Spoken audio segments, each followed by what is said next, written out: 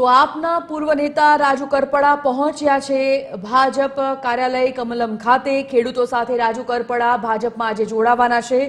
રાજુ કરપડા થોડી જ વારમાં વિધિવત રીતે કેસરિયા ધારણ કરશે।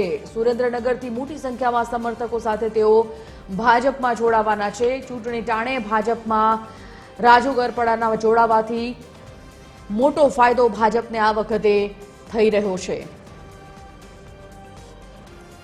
संवाददाता आयुषी याज्ञिक लाइव जोड़ाई गया है। विगत आयुषी पासेथी जाणीए विगत।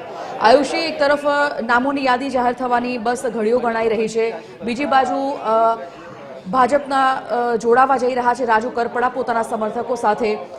क्या सुधीमां विधिवत केस धारण करी लेशे, तेमनी साथे तेमना केटला समर्थकोनी जे जोडाण छे आज भाजपमां थवानुं छे, शुं छे माहोल त्यां?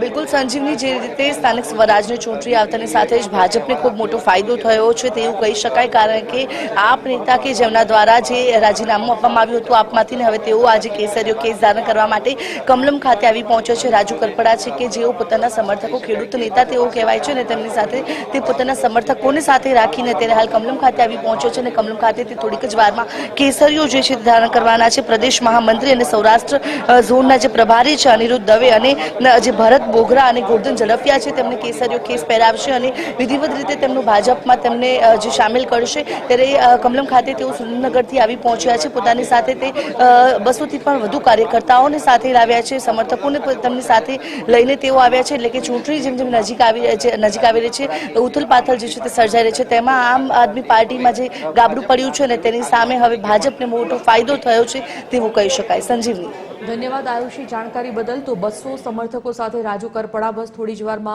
केसरियो धारण करवाना छे। खेडूत नेता राजू करपड़ा भाजपमां जोडावाना छे अने कमलम खाते तेओ थोड़ी वारमां हवे पहोंचशे।